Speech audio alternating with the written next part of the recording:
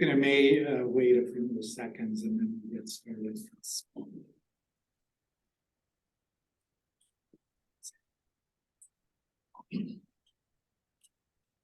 Right, well, why don't we go ahead and get started? I'm El-Deiry. I'm head of the Cancer Center at Winn Diversity, and I am delighted to welcome a colleague and a friend, Dr. Robert Winn, who is director of the VCU Massey Cancer Center, which is NCI designated.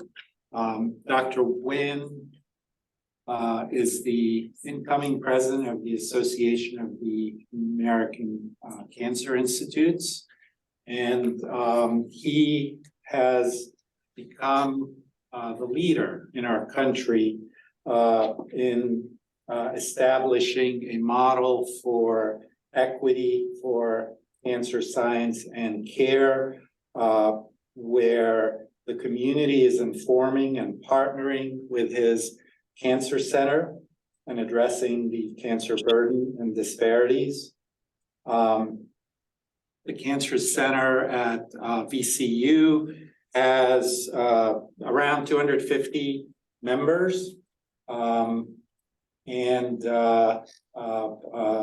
they were recently renewed, I think became comprehensive under his watch after, I think, 40 plus years of NCI designation, which is wonderful. And his research has been supported by the NIH and the VA Merit Awards. He worked on novel therapeutics in lung cancer models. He's also a pulmonologist, so he's been committed to community engagement and eliminating health disparities. He's the PI of several community-based projects funded by the NIH and the NCI, including the All of Us research program, which is an NIH precision medicine initiative. Dr. Winn earned his BA from Notre Dame University, MD from University of Michigan. He did internship and residency at Rush Presbyterian St. Luke's in Chicago, and an internal medicine and pulmonary care fellowship at the University of Colorado. He stayed at Colorado for 13 years.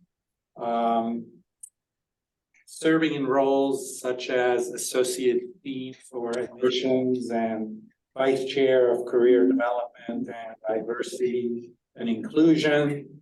And he also later served as director at the University of Illinois Cancer Center before moving to Richmond. So I'm excited to let you all know that Dr. Winn agreed to serve as a member of our external advisory board for our cancer center, and we will be looking forward to sharing updates with him and getting his valuable yourself. We can step away. I have to at the seminar right now. Can you please mute yourself online? Okay, whoever can come needs to come. Please mute yourself. Okay. Also, it's exciting to be able to mention to Dr. Winn and to all of you that we have 3 funded Robert A. Winn Diversity in Clinical Trials Scholars at Brown and Lifespan, including Dr. Sheldon Holder, Dr. Hina Khan, and Dr. Emily Chu, who are all in the audience. This program was established in the last couple of years by the Bristol Myers Squibb Foundation. So Dr. Winn is one of these really passionate speakers who speaks from the heart about the area of health equity and disparities. And I got to tell you, every time I hear him speak, I learn something new, and I look forward to what he has to tell us today. His talk today is entitled Structure Impacts Cancer Health Disparities Today. There will be a reception after his talk out in the lobby, and we're looking forward to spending some time with you. So welcome to Brown. I'm going to give you this small memento. Sure. Yeah.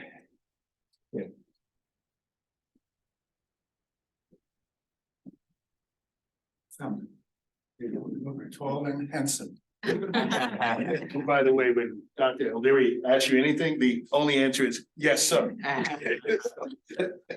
So first of all, I want to say thank you again for this invitation, and it's been a wonderful day. And even more wonderful is that this will be hopefully the first of many interactions that I'll have with you. When people talk about passion and cancer center directors and building foundations, I think Dr. El-Deiry exemplifies for me what it means to actually really care about a community, care about how the science is impacting the community. I'm not going to go into it today, but this is not going to be a talk like most of your other talks, and don't apologize. I mean, I'm unapologetic about that. But I'm also unapologetic about putting up the issue of structure. When people usually open up the line, they'll say, Dr. Winn is a pulmonologist, but yet almost all of his work is in cancer. And if you look around the country, for the one pulmonologist who's ever been a cancer center director, it's that guy. How did that happen? We're going to be talking about communities and structures. But on a personal level, I understand the importance of place and space. Were not for me to actually have the good fortune of having people like Paul Bunn, who, if you don't know, as Big E would say, that's a rapper, then you should know. And you can look them up.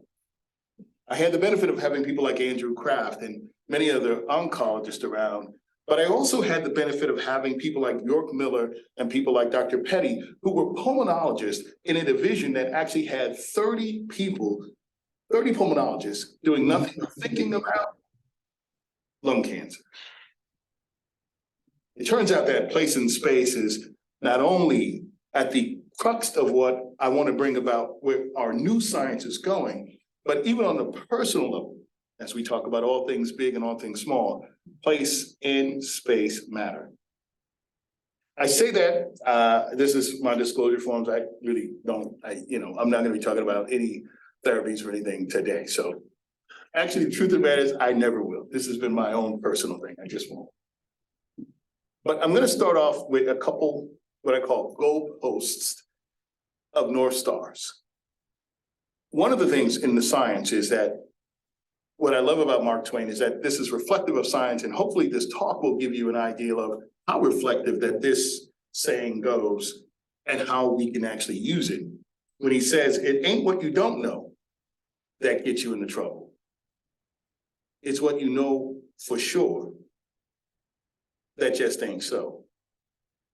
And the truth of the matter is, if we're being honest about science, and we talk about how science is the pursuit of truth, and science has always been, science is also from time to time new things for sure that just wasn't so when more data comes about.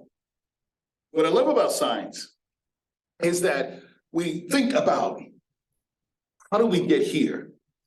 And I always think about the fact that we think about science moving forward, but I want to tell you, if you haven't guessed it yet, I always love the movement of science, because if loving science is wrong, I do not want to be right. I'll continue to say that. I love science. Listen, particularly RNA binding proteins. It's a hot area, but we won't talk about that today. But the history of how we got here is also important. Before 1950, the vast majority of research was focused on what we could do, issues around matter and energy.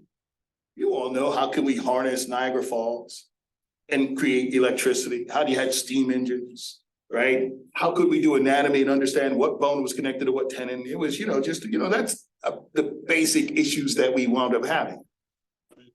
Science actually changed in 1950. it's important to note where we come from today and what was the genesis of our being able to get here. Until 1950, there was no way that people could understand the nature of the human cell and how it worked. Crick, Watson, and Franklin, with the famous Photo 51, set the stage for modern day science. Of not just understanding this tendon goes here, these are the pieces of an eyeball, but how on a cellular level things work. That's important because it has subsequently led to a large amount of science even to this day. And I did this deliberately by putting up people like David Baltimore with reverse transcriptase, Philip Sharp with the split genes, and you know, James Allison. And I don't even have to go into all the stuff about checkpoint inhibitors and et cetera. That just didn't happen. It was built off of the big finding of the 1950 that changed science and allowed us to move forward. Why am I taking the time to build this up? It's because I think we are now at the next phase of science. We've moved from matter and energy, and we still think that that's important, and we're still learning new things. And we certainly are understanding new things about the nature of the human cell.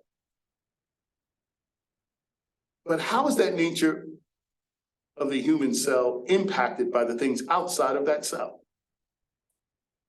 I'm going to give you a little heads up. This is where the ZNA intersects with the DNA.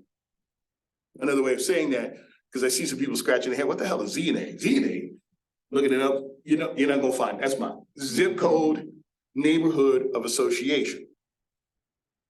It's the importance of place and space in the context of your biology is a new opportunity of where we can drive science. And in fact, most of my talk is going to be centered around why I'm excited. We certainly have 71 designated cancer centers around the country. We have many more that are contributing. But the 71 designated cancer centers, let's make no mistake, came out right of the Photo 51 to all this wonderful science, to the war on cancer in 1971, in which they understood we need to bring all our best and brightest to solve a problem. The most interesting thing is when I have conversations with patients, occasionally they don't exactly say it this way, but here's what I've heard is that, Doc, we want you to do your thing because we want you to be scientists and doctors to ultimately solve our problems.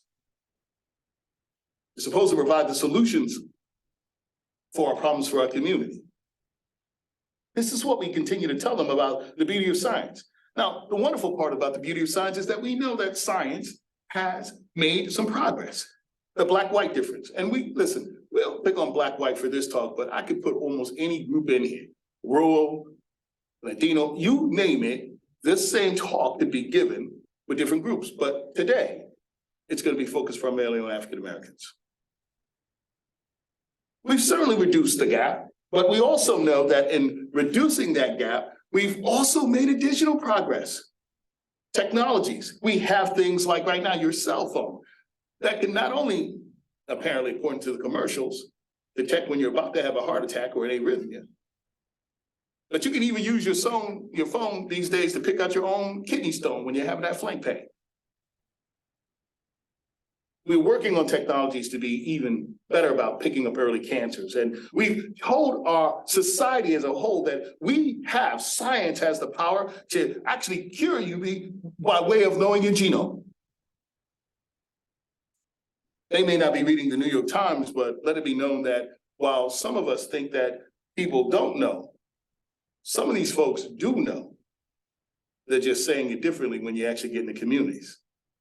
Many people are aware that we have these things, but the conversation turns to, well, we know you have these things, but clearly you don't use them for our neighborhoods. Or they're not accessible to us. People are not as unaware as you think they are. In fact, I have said that folks are not so much dysfunctional as they are disconnected and seeking information. I say this to you because at the cusp of someone who believes in the precision medicine initiative, in fact, the Precision Medicine Initiative from 2015, I was one of the benefactors because I was one of the first PIs in the country that before became the All of Us programs that says, if we have the power of genetics on our side and getting the sequencing and getting the information, we'll be able to help everybody. And yet, even today, we know that when it comes to infant mortality, African-American women are suffering the worst brunt of that. We also know that, let's not play. Even when it comes to cancer, we've made progress. And again, we're just, for today, framing this with African-Americans, but I can take you to Beattyville, Kentucky, and I can take you to Paducah, Iowa, and also show you some issues as well. So, but today, we're gonna focus on African-Americans, so just stay with me. We still have differences in outcomes. And in fact, most of you know that prostate cancer right now, if you're an African-American, and we're gonna come back to this theme, you're 2 times more likely to have a poor outcome than your white colleague. Breast cancer, worst outcomes for African-American women. But stay with me for a second in understanding that if you're Latino, Latinx, that if you're a child or a teen, that you're likely to have not only more likelihood to have the leukemias, but worse outcomes.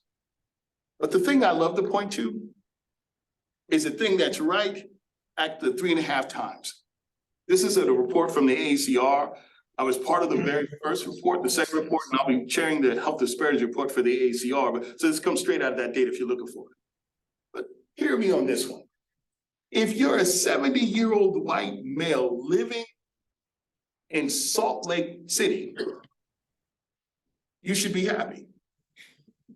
Because that same 70-year-old male living in Kentucky, let's just pick a city, Beattyville, just for kicks. If you lived in Beattyville, Kentucky, your likelihood of just being the place, you're 3.5 times more likely to have a poor outcome from lung cancer. But it turns out it's true for prostate and others as well. It's not just a Black thing.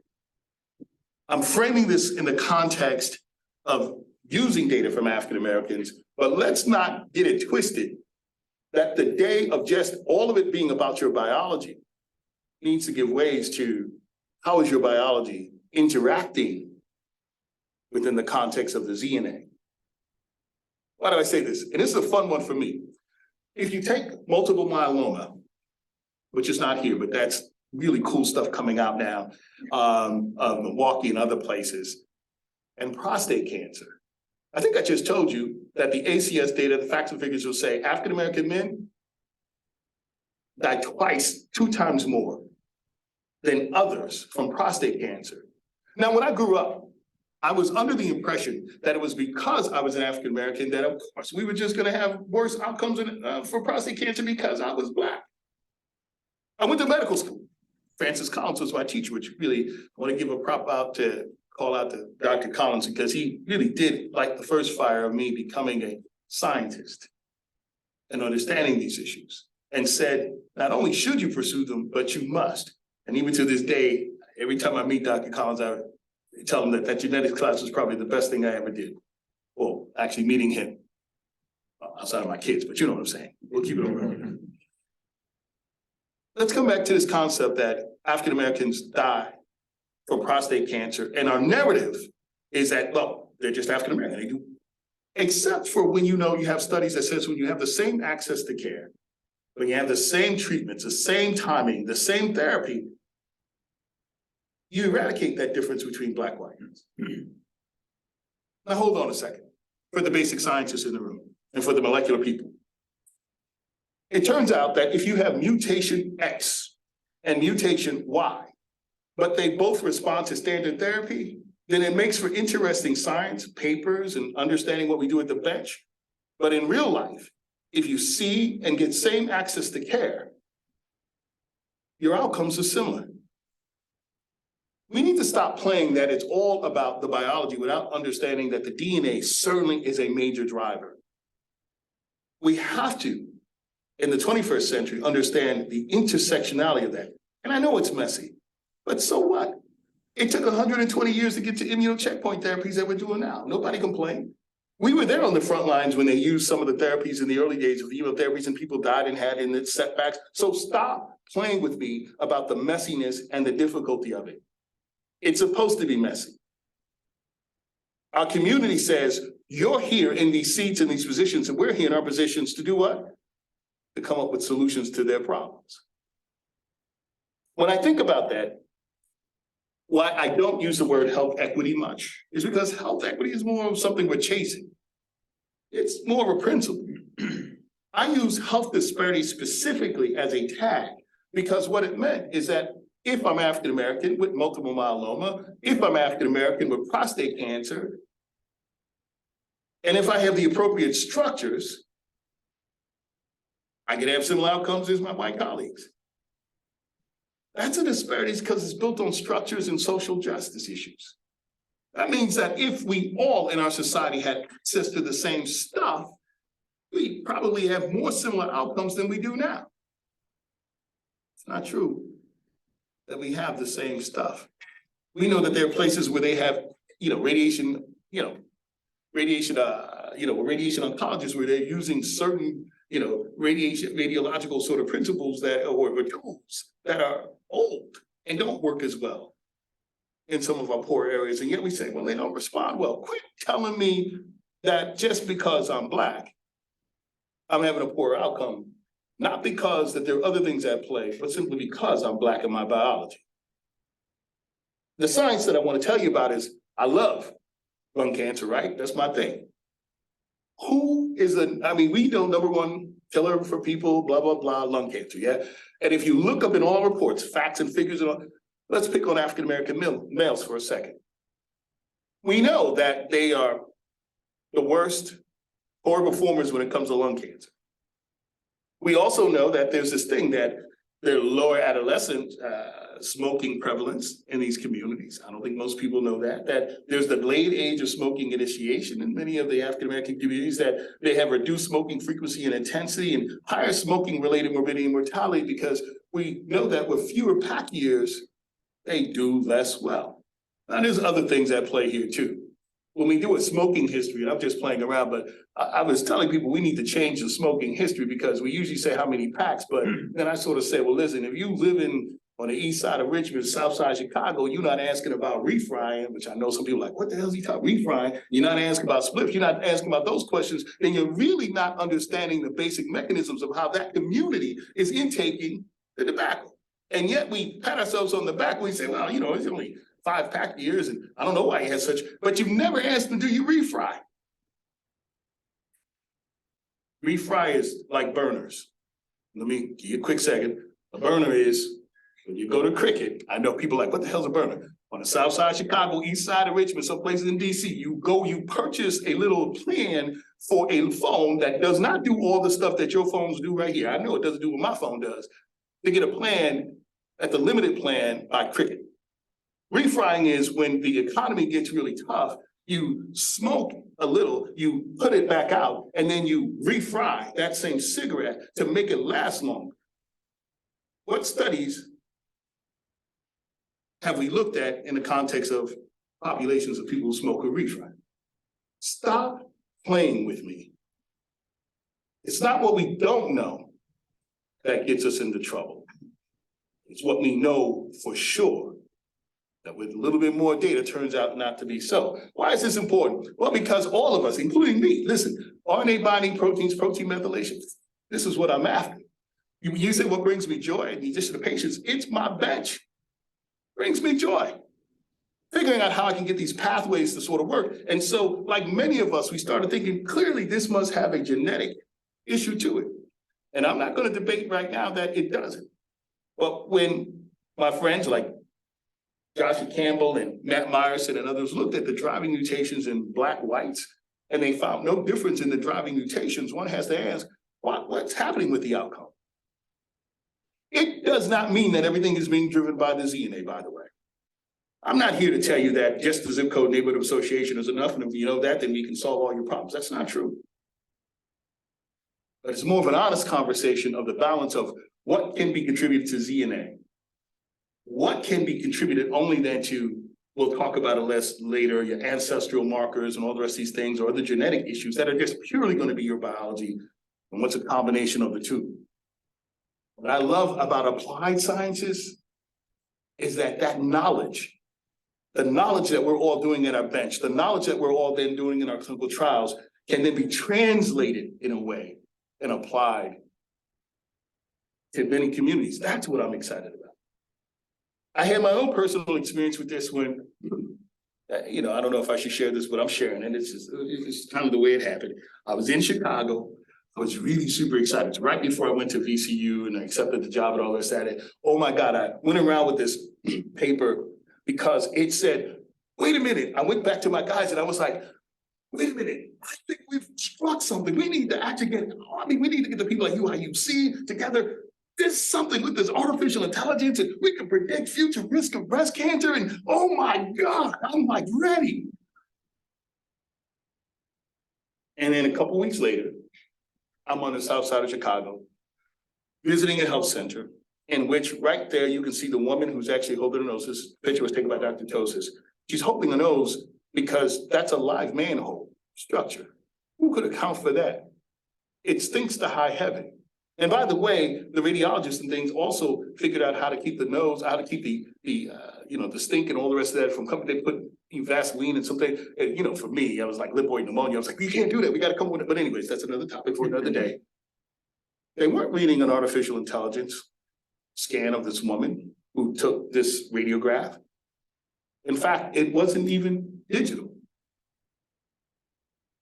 Stop playing with me. That just because we have the technology, we then give each other high fives as if our work is done.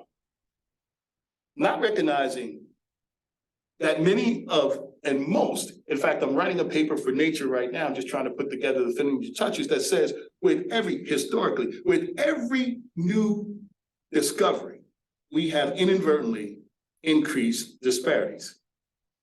Now look, I'm gonna say that again because it's worth saying it. And I know if it feels like I'm giving you more of a Baptist minister sort of approach, you just gonna have to live with it. This is the way I talk.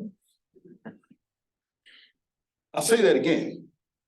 With every new technology, with every new drug discovery, with every new screening test, we have inadvertently increased disparities. Why do I bring this to our attention? Because we are part of our communities and our societies. We have an obligation.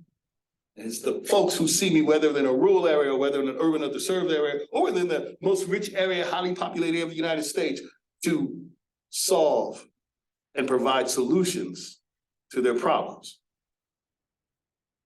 It's important because as we're now talking about precision medicine, but more importantly, as we're now talking about early detection on how do we pick up cancers, we cannot lose the concept or the idea that how are we going to make sure that not just some benefit, and we continue to do this, SEER data, where you looked at breast cancer between the difference between Black and white women, and what you recognize is that all of a sudden there's a big gap, and you're like, oh, wait a minute, did the biology change? Did they get new, after did something mutated?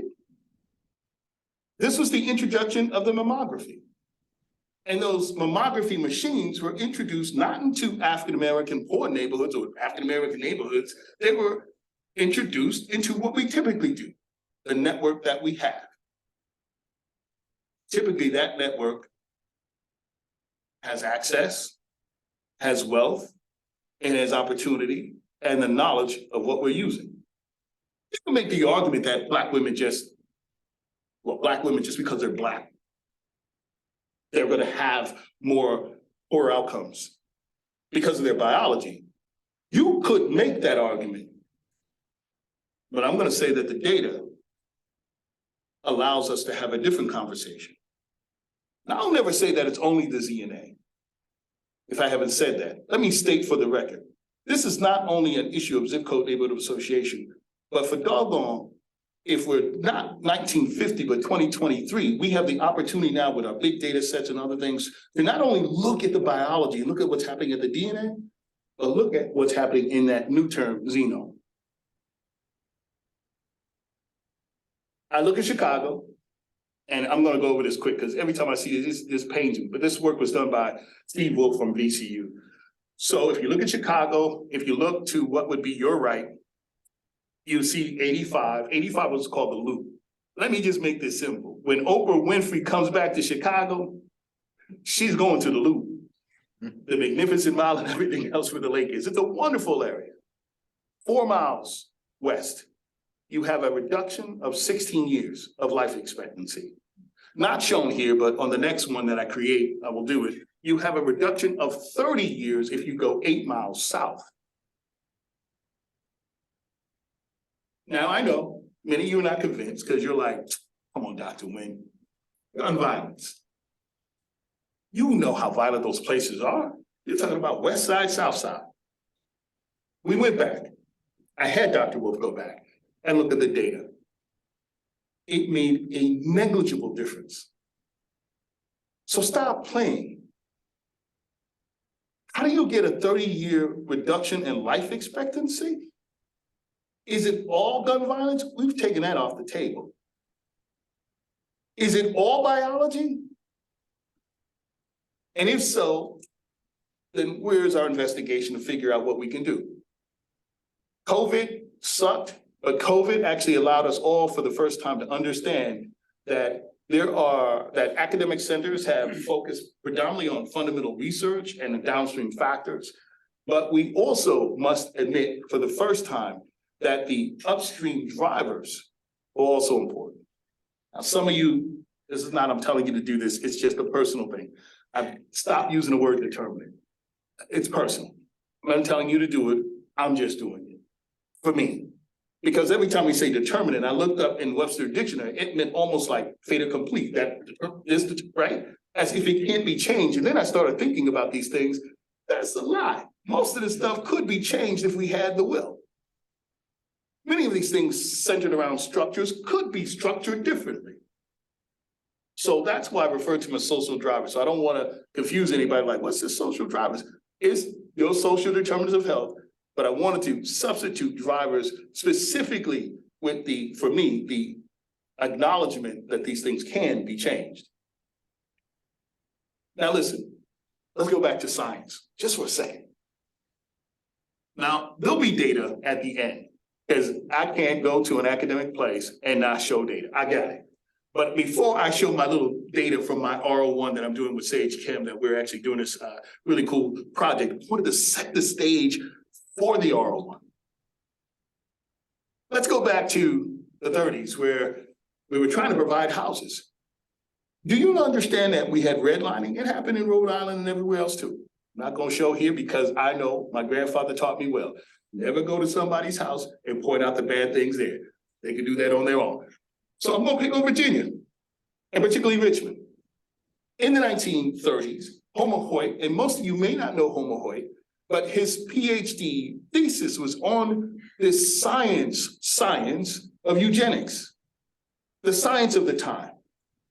The science of the time drove him to come up with this thing that not only became a hypothesis and not only his thesis, but then became, when he got appointed as the National Housing Act, head of the National Housing Act, became the center of how he came up with this issue that we now call redlining. Based on eugenics, it was decided that African Americans had no way, blacks, because it was African, blacks at the time, had no way, because of their lack of intelligence, et cetera, and other things, of being able to pay back a loan. By the way, he also had rural, and if you're not counting Jewish and other things, but we're gonna leave that alone. But he had something that was ranked from who would be the best at paying to the worst. In Virginia in the 1935, and this is literally from 1935, because I got this from the city, that what you see to your right is what we now call, what then was called the East End, and what's now called the East End. What's wonderful about Richmond is not too much moving around. What you see there in the yellow and the red, what's supposed to be red, are the places where they did not get these loans because they were felt to be at high risk. The West End, by the way, which is to your left, the blue and the green, were areas that were, got loans readily. Now you might say to yourself, wow, that was really sad. This is sanctioned structures, a sanctioned structure that disadvantaged African Americans. Yeah, okay. Except for the fact that in Tulsa, Oklahoma, and many areas, that even with the structure of segregation, some communities did incredibly well. That east end of Richmond was considered to be more wealthy in some ways than some of the white sides on the west end of Richmond. In fact, they had businesses, their own banks, they had other things. And then interesting enough, something happened. In the 1950s, there was a decision that they wanted to clear up slums. Interestingly enough, one of the marked slums was the Jackson Ward, which even in the 1950s actually outperformed the West End. This was the period where we drove white roads through black bedrooms. Now, it's important. I don't want to just tell this story. I want to tell the story in the context of the impact of structure in the place and space on disease. Here's the deal. You now have these roads. You early days of diesel. You've now driven these roads and decimated these communities. This has happened all over the United States. Where do those people live? Those communities? Right near your highways. By the way, since you already had them near the highways, what other things were we doing? We were putting businesses that would not be desirable on the West End, on the East End. And all of a sudden, we keep saying that, I don't know why these African Americans wind up with worse disease. You know, it's their biology. Stop. It's important to understand structure. It's important to understand the history of structure and how some of those exposures, like particulate matter 2.5, which Testament and others have done from the University of Illinois, have figured out that their 2.5, which is associated with cancers, are disproportionately affecting and higher levels in places where they're poor and of color. Did that just happen today? It did not. So when you look at your African-American patient that's in front of you, all I'm trying to do, and hopefully with these other slides, I'll actually convince you that we have to stop just saying, well, they're Black. Of course, they're going to have worse outcomes in prostate cancer. They're Black. As if that's the end of the conversation and not the start of their African-Americans and heat islands, surface temperatures. I know y'all know this. Surface temperatures. You all are hip to the fact that differences in surface temperatures, because certain areas had trees taken away. This is actually really crazy in Baltimore area, but it's in our area too. There's a 7-degree temperature surface area difference between the East End and the West End. Turns out that heat islands also contribute to disease. So this is where I get the sense that I got an epiphany. And I know this is like a tour de force, as being like a Sunday. Y'all like, oh my goodness, what would happen if this guy were on a Sunday? I don't know, but here I am. Take a second. When I was early in my career, I fancied myself an epithelial cell biologist because most of our cancers came from epithelial cell. I essentially said that what happens is that the cell gets deregulated and then it impacts other neighbors, and then we get epithelial cell cancer. It wasn't until I ran into Joan Brugge and Mina Bissell where they started talking about the stroma. They started saying, you do understand, Dr. Winn, that it's not just the epithelial cells, it's a dysfunction between the communication between the stroma, which is not just inert, and the epithelial cells, that when that breaks down, it contributes to cell deregulation. I'm here to sort of say that as we start looking now with our big data sets and other things, just like the genome is important to the cell, our genome, made up term, is important to the individuals and our communities. All I simply want to do is to have you understand that when you're now looking at that African-American with prostate cancer or multiple myeloma, that you don't just say, well, they're Black and with multiple, so they're going to have a poor outcome, without understanding the multi-level stress clusters in which the disease is occurring. Heat islands, access to food, increased stress, which we actually also know from epigenetics actually play a role. I'll come back to that. Inability to travel. These layers, what we call multi-stress layers, are probably also contributing. I'm not going to say that there's not a role for genetics. There is. Genetics on one side may be contributing to disease, but there's also this race issue, the place and space issue. Race is a social construct. But as I hopefully am telling you, it's a social construct with real impact on structures that can contribute to disease. So stop playing as if race doesn't matter or if being rural doesn't matter. These tags do matter. It doesn't negate the genetics that are going on. It's not an argument of an or, it's an argument of an and. And because it's messy, we're driven to just like 120 years. Dr. Cooley first came up with the idea of the immune system and what it could do.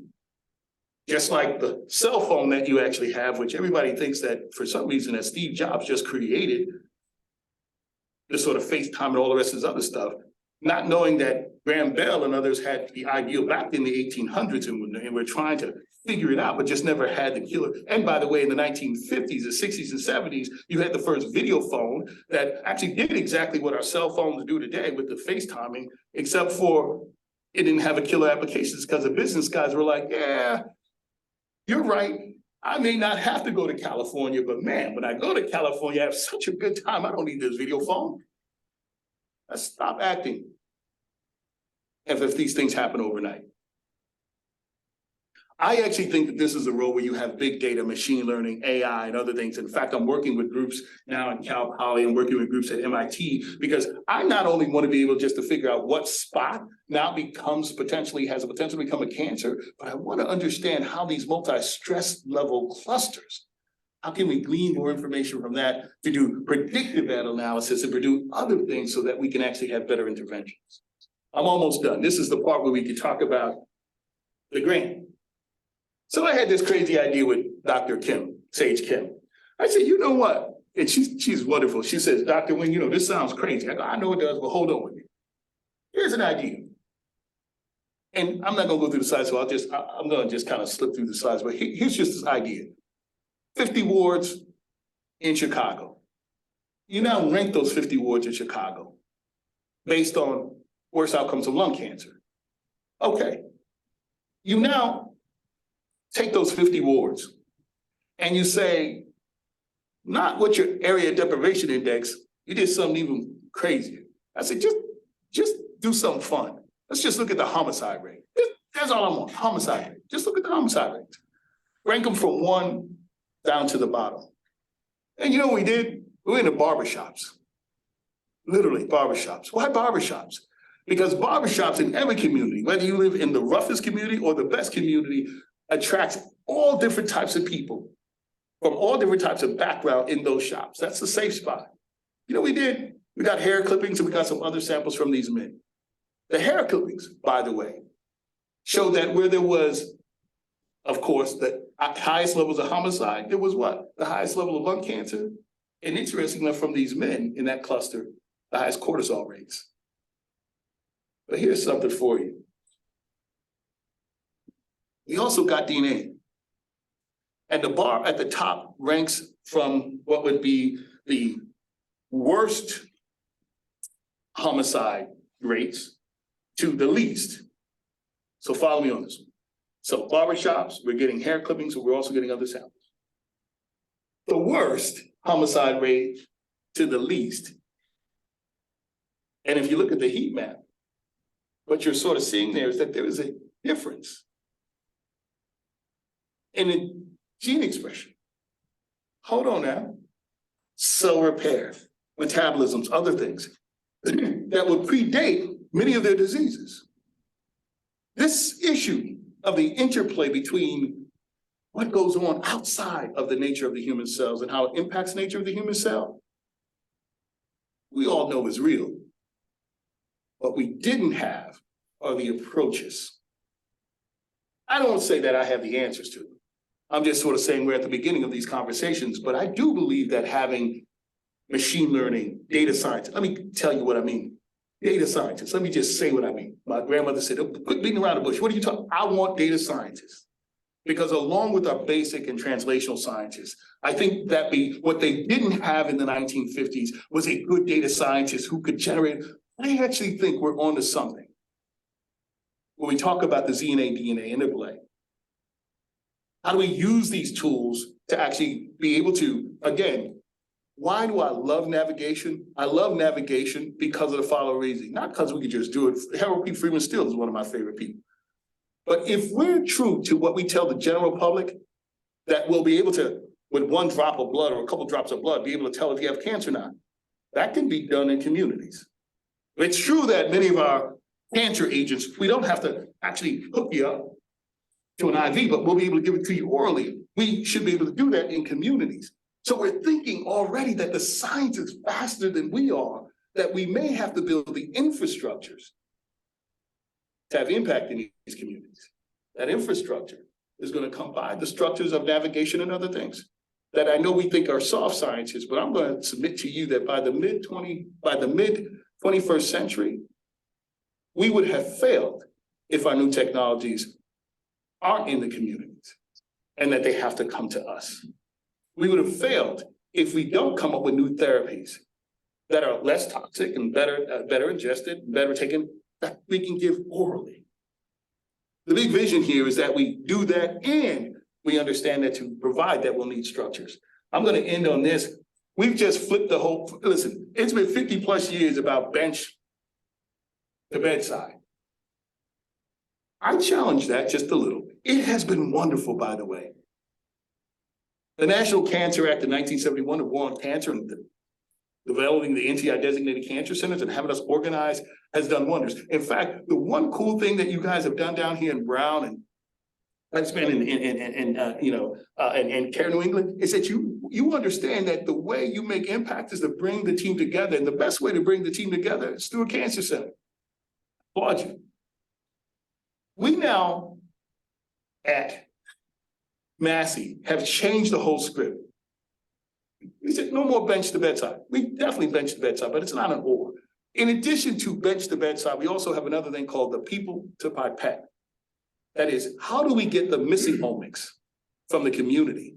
How do we give these data and bring it back to our bench scientists so that they can help refine their scientific question? That has given us tremendous opportunities. So I'll just say and end real quick that we got a lot of omics, but there's one omic that's missing, and that's our community omic. We have data deserts. Many of these data deserts are exactly in the areas where you have the poorest outcome of cancers. And yet we always scratch our head, oh, if we only had the data. Stop. Oh, if only I had a break. Stop. We have the ability to do it.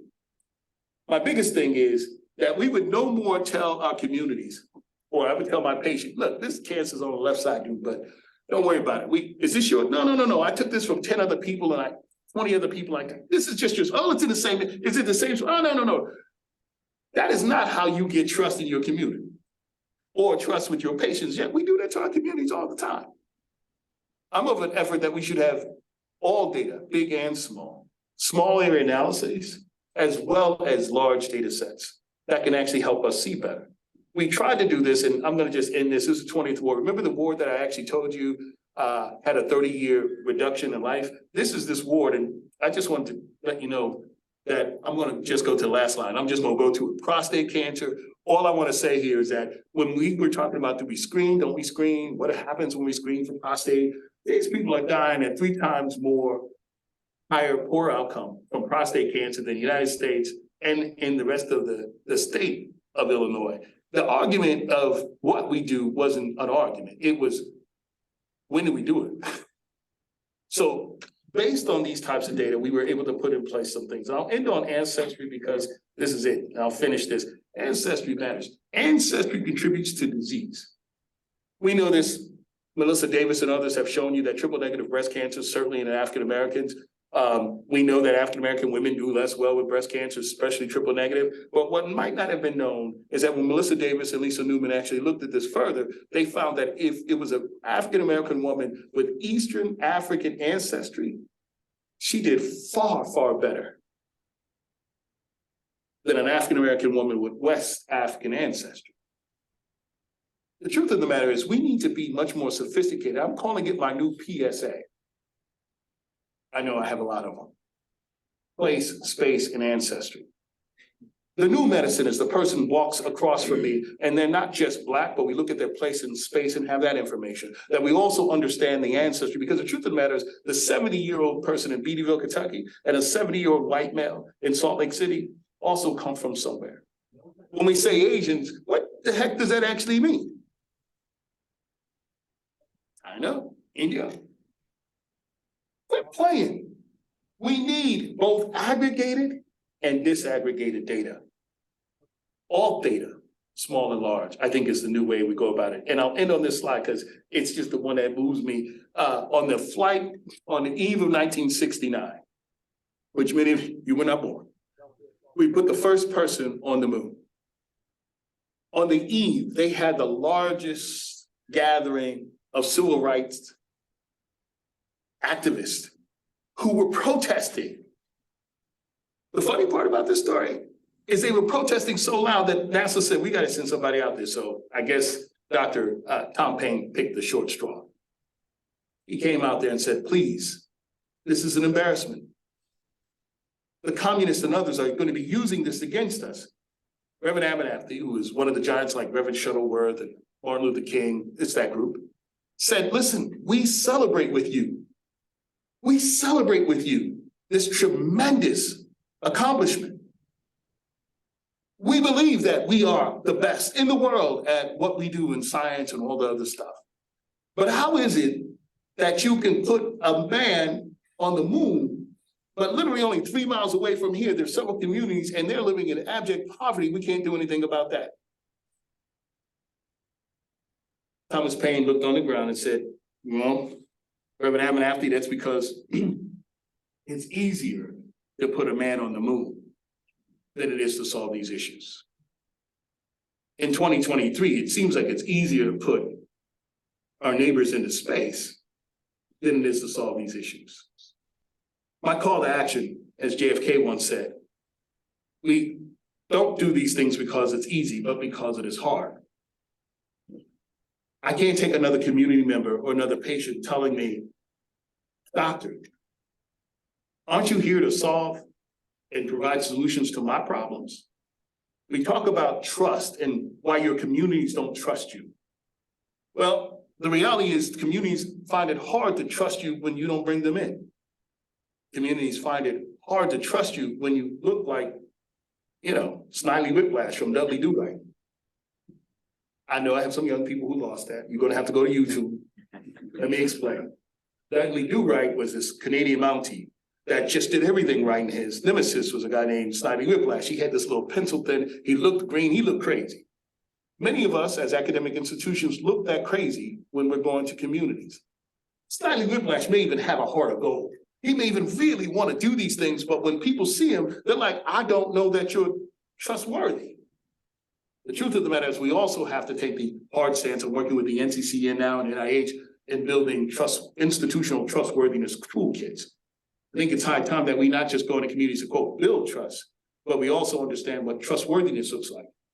And part of the trust is letting people understand that, as W.B. Yeats says, think like the wisest of men and women, but communicate in the language of the people. Your Moonshot 2.0 is forcing us to think about how do we communicate this to the common person, the people living in our neighborhoods, because you know why?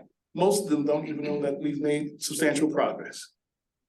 Most of them still think that you have the drug that it can cure cancer, but you're not giving it to us because you're hiding it to make money. That is on us. As scientists who are in love with what we do, we also have an obligation to communicate that science more effectively to our communities. At the end of the day, I just want to say thank you. Thank you for putting up with me. Thank you for letting me lay out where I think the hot new science is actually going.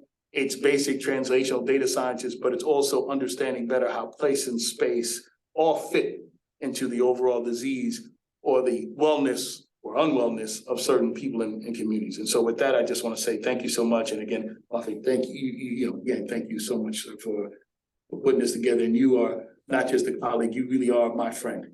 And I'm proud to call you that. And I'm proud to hopefully have this relationship with you guys, not just now, but for as long as I'm Cancer Center Director at Massey and hopefully beyond. So thank you so much.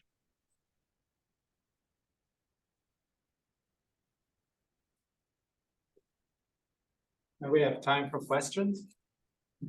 Have a few minutes. If you want to ask questions, you have to use microphones. So Oh, I got it. This microphone. Yeah. Yeah, I'll get started with a question. It took a long time to figure out that cigarette smoking is bad.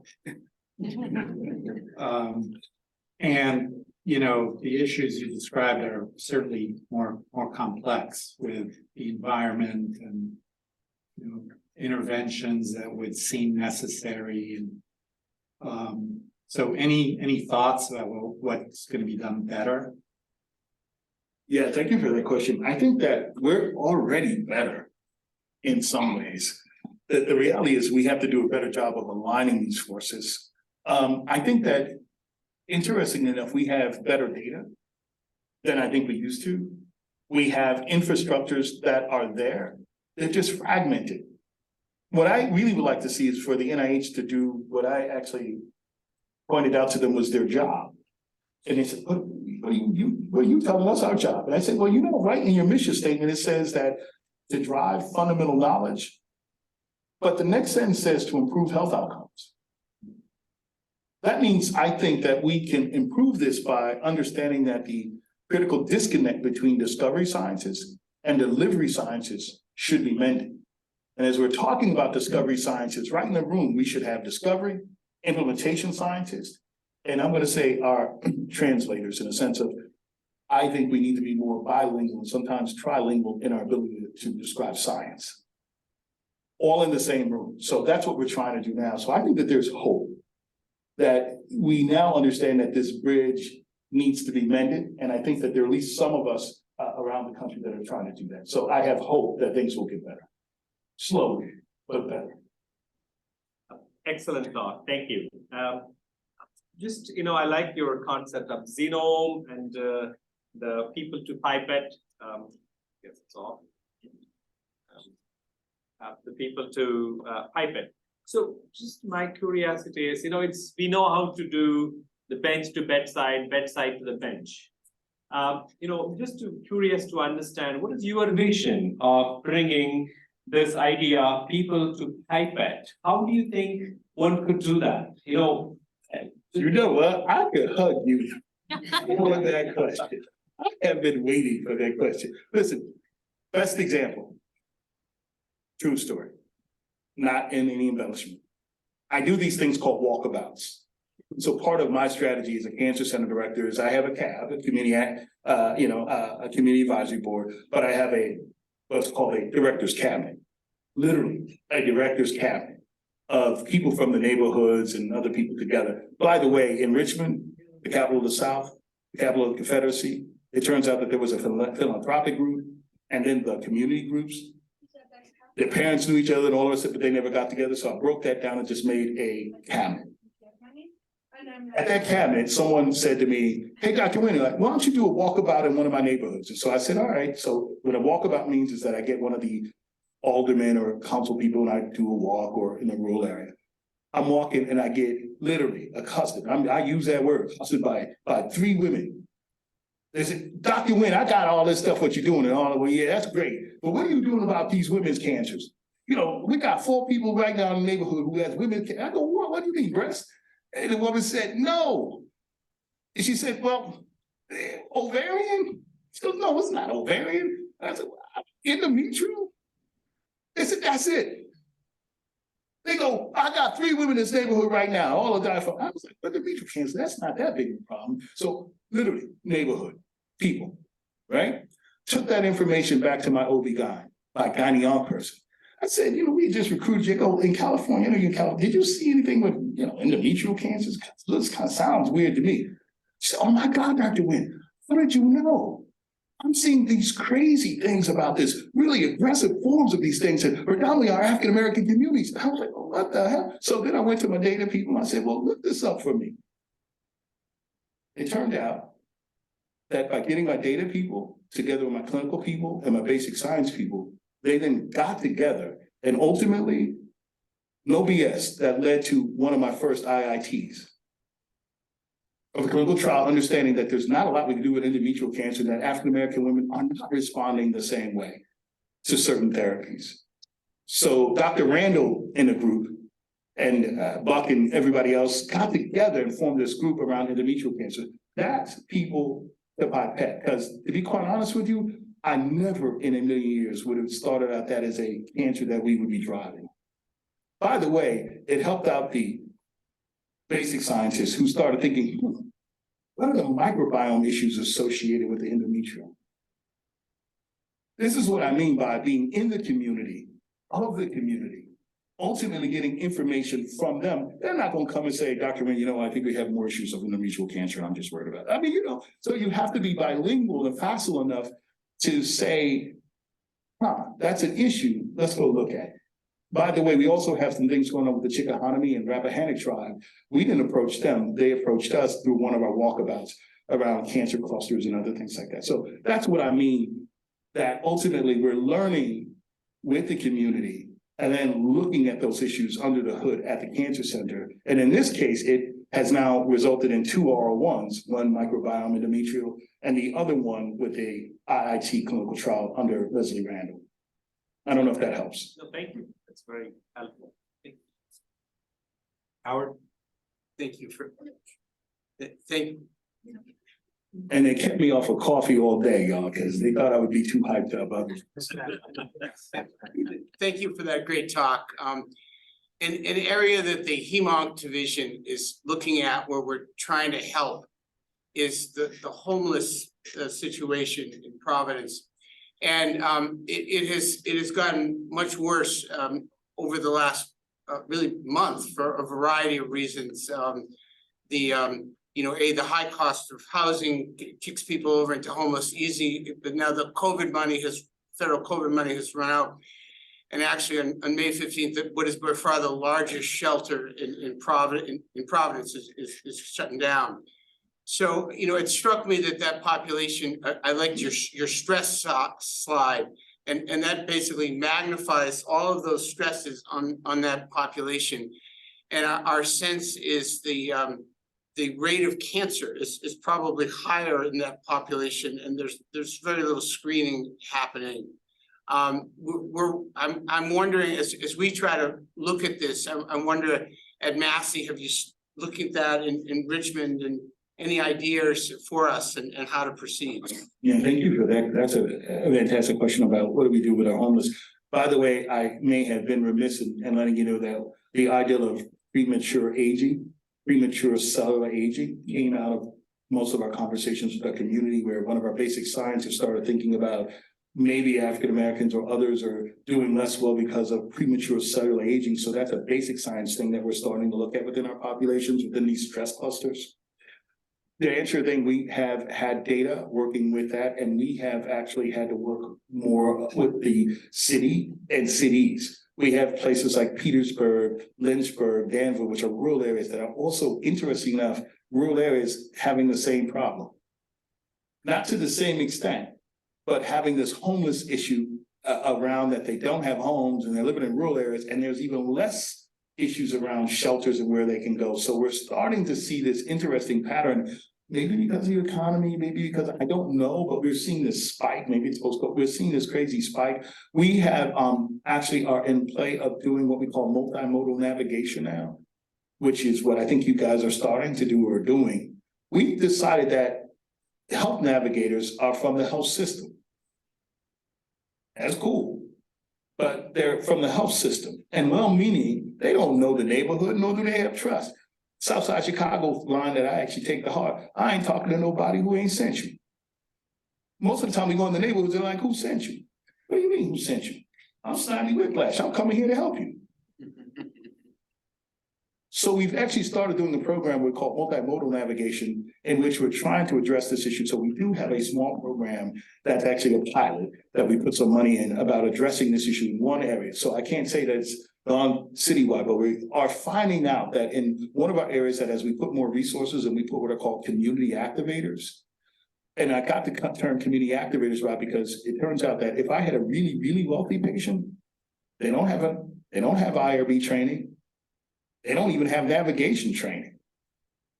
But if they call, I activate a system to get them seen. We started doing that by saying, what would we pilot if we had a community activator group where we actually hired people from the neighborhoods? And so one of the things that this pilot is doing is being able to identify homeless people earlier, and then being able then to work with additional groups and figuring out where we can get them set up. But we'll keep you posted. It's still early in the days. But again, I rely on my community. The community, the bench model for me is the right fit for Massey because there's so much going on in that community that we're continuing to learn. But I just want to say that I think that some of what you guys are doing with the FQHCs and not just having your navigators, retiring navigators, I mean, that's freaking brilliant. That's, Dr. Khan is leading us, just to salute. Brilliant. So I think that those types of deals are an interesting thing is I convinced my health system that they're actually saving money. And the truth of the matter is, it's not hyperbole or just some pie in the sky. They actually are saving money, at least in the early phases, because these same people would wind up in their ERs. We're doing other options now working with them. So I think that the pushing into the neighborhoods as far as we can, practically and pragmatically is the way to go. And again, if I hadn't told you that, again, I'm like kind of a geek, but looking at these populations and premature cellular aging has been freaking cool as well. The idea for us is that you may have the biology and the time clicks are running because of all these stress levels. And what's happening is that we're, as you sort of saw those, the heat maps and all the rest of the stuff, that what would happen if we're putting people in these places and spaces that are impacting premature cellular aging? Wouldn't it be cool to figure out how to short circuit that? So anyways, it's attached to the basic. I can't get away, even if I wanted to, I can't get away from the basic translational portion, but the social structural portion is also important. Rob. Dr. Winn, hi, Rob Sobel, good to see you again. Thanks, this was really fantastic. I think one of the things it highlighted, which I really enjoyed seeing, is that you're bringing together researchers from the community, but researchers of different types, epidemiology, clinical, and basic science. So as a basic scientist, it's always been challenging for me to think about these things. But as you know, I've worked now also, we have a project with Camille Reagan, we do this, and I'm losing it. And it is just so enlightening to now, when you have that partnership, that you can start to think about things in a very different way, because now you're hearing this other side of the coin, so to speak. And so internally, do you try to promote that in various ways to say, hey, I need people from different programs coming together? So the answer is yes. I love this. And by the way, I was just with my program leaders for my cancer biology program literally 2 days ago, who were beating up on me for the following reason. They're like, Dr. Winn, we need to schedule a bunch of national talks and, but before that, here's 3 retreats. Are you going to be at those retreats? And I was like, whatever. The retreats are, get this, the data scientists, including our cancer epidemiologists, our sociologists, and our basic scientists. They're going to have 2 retreats where they want me sadly, they just want me to say hello. Actually, Paula Boss, who I love, who has 2 of the R1s and a couple R37, she says, Dr. Winn, we love you. But I think you should just say hello and then let us bring some things to you. I said, okay, fine. But the answer is, it's not only theoretically happening, it's happening. And in fact, I always sort of say that you have no idea of the power when a basic scientist or a translational scientist can meet with the community. In fact, 1 and 1 makes 3 potentially. Well, I mean, I learned that from University of Illinois. I was at an evening, Alderman Thompson, which funny story goes with that, but I'll cut to the chase. We're at this place, I bring my scientists down. One of them sort of says, you all are scientifically illiterate. It was like a movie. You could hear the word scientifically illiterate. I'm like, no. So he said it. The room, 200 people, got really quiet. It's in Southside, Chi-Town, 14th Ward. This 87-year-old woman, I think she's around 87, 85, shuffles up to the mic and she what do you say, illiterate? She go, well, look, we might be, what do you say, scientifically illiterate, but you illiterate too. And that stuck with my basic scientist. And in fact, I tell that story because right now I've told that story to my basic scientists and all of them say, Dr. Winn, we want to, we just don't know how. And I always sort of say, well, then let me figure out the how. You figure out what you do well. That's like having a point guard and you're going to change it to a forward. I don't need you to be a forward. I just need you to do you. Let me put you in an environment. And so it turns out that these retreats that we've been having have been incredibly productive. In fact, we're about to have a PO1, another SCORE, and another big team science grant that came out of these things where it's driven by basic scientists, but it's informed by other aspects, including our community. Yeah, having a cab is so valuable because you really hear the, The real deal. community feeling of anything. Exactly. So, and it's good to see you. We're gonna have more time for interaction with Rob, but since you all are here, why don't you come down to the front, we can take a group picture with him. Because we appreciate so much his being here and, maybe leave our first lady there as well in the back. On that.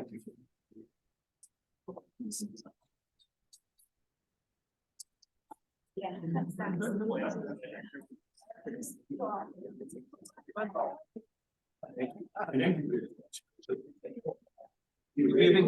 How do you actually do? Maybe working on his side.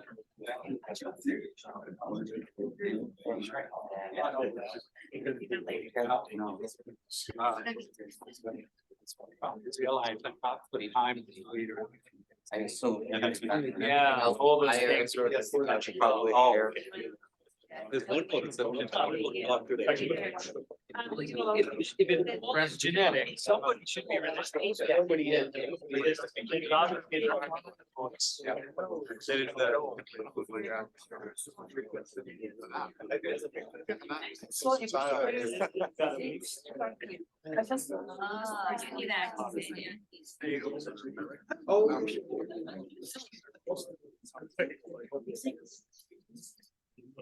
Right. So on.